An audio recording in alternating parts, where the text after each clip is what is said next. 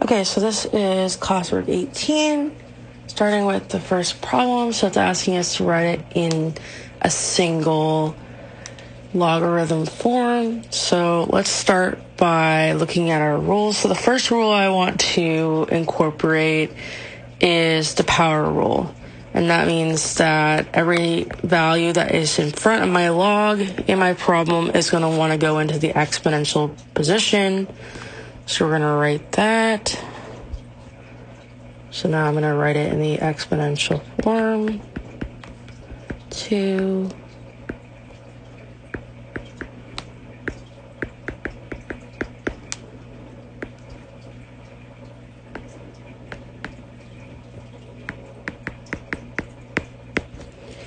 Okay, so now we've written an exponential form, and then our next step is to use another one of our rules. And so I'm going to focus on the brackets, and then we'll incorporate the x minus 1 squared next. So let's do this, guys. So in my logarithmic rule, if I'm subtracting, that means I'm going to use the QR rule. And so I'm going to picture this as my A, and then I'm going to picture this as my B. So let's rewrite that.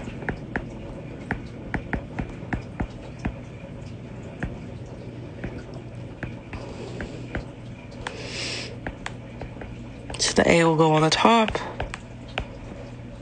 and then the B will go on the bottom.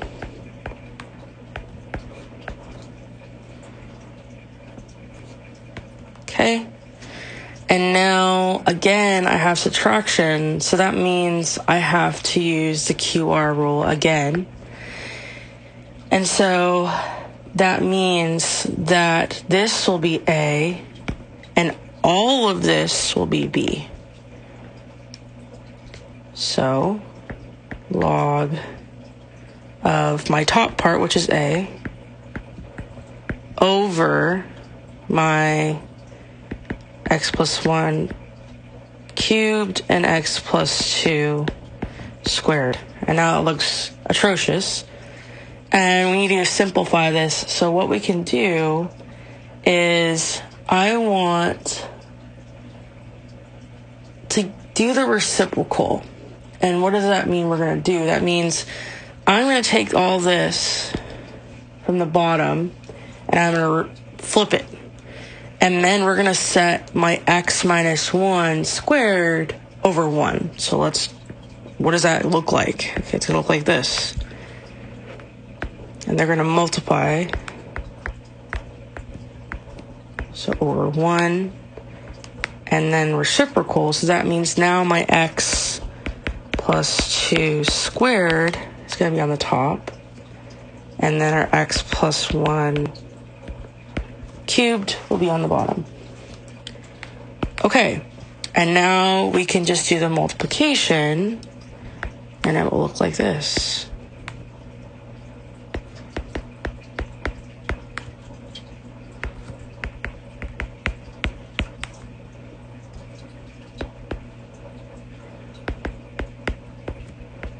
And that is our final answer. Okay, so that's the first problem. And then let's do the second one. So our second one, again, the first rule, because I have values in front of my logarithm, I'm going to have to use my power rule. So I'm going to bring that 6 up and bring that 8 up into the exponential position.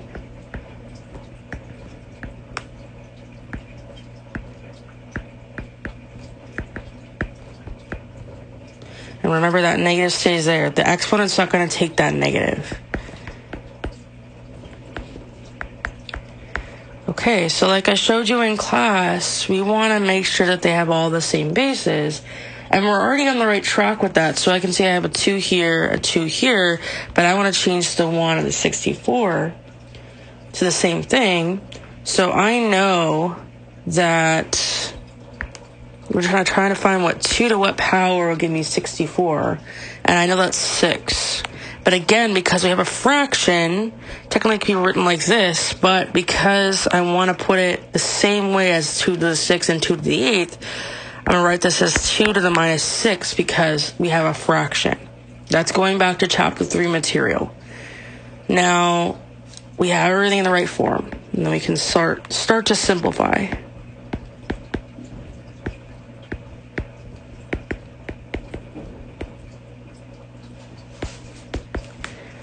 Okay, so what do we do next? Well, I'm just going to start with what's written in order. So I have a minus or subtraction at this point right here.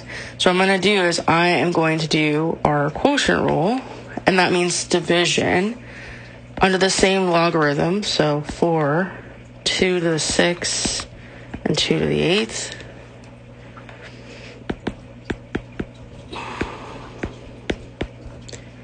And then we'll get to simplifying that soon, like we did in class today.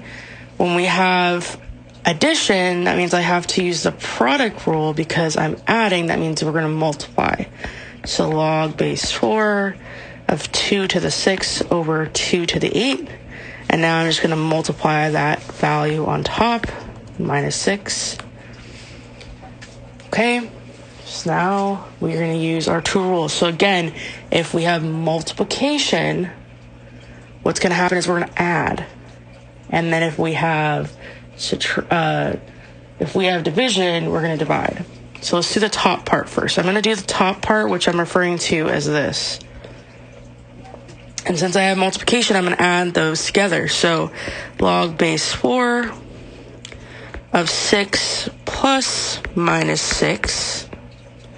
And so that's going to give me 0. And then I have to incorporate, which then I rewrite this as 2 to the 0, because that's what we just found. The 2 is still there. It doesn't disappear. We just combine them. And then I still have that 2 to the 8th on the bottom. Okay, so if I have division, that means I can subtract those. So that means I'm going to do 0 minus 8, which gives me negative 8, right? And we still have that 2 there. It's going to be log base 4 to the negative 2 to the negative 8. And then with logarithms, to bring that 8 down, we don't want to leave that 8 there. We can bring it down to the front.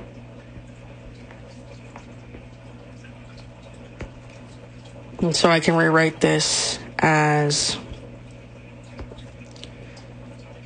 negative 8 log 4 and 2.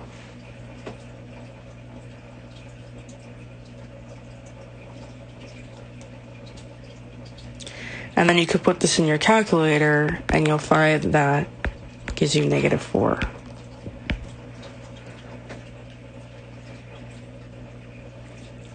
Or you could have put log 4 2 to the minus 8 and you would still get the same answer. But I'm just showing you in a simplified form. So that is how we solve these problems.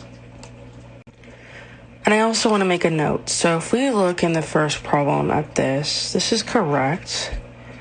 But technically in algebra, we want to simplify completely. So if you had that answer, that's correct. But I wanted to show how we would simplify it completely. So the reason why we need to do the reciprocal is when we divide a fraction, that means we have to multiply by its reciprocal. And so leaving it with these three guys on top of each other is a lot going on. So we need to simplify it. And that's why you multiply it at the end, which is right here. We're doing the reciprocal to do so, to put it in its combined form.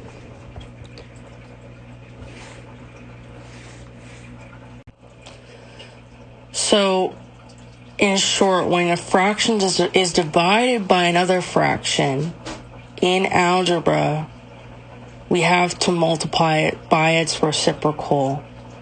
And so when we divide, so like if I were to rewrite this as a b over c, because see, we have one fraction here, and then we have the bigger fraction here. What it wants to do is turn into this.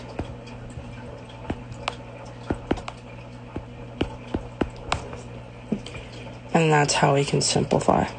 So I hope that clarifies it. I know this is confusing. I'm trying to make it as approachable as possible.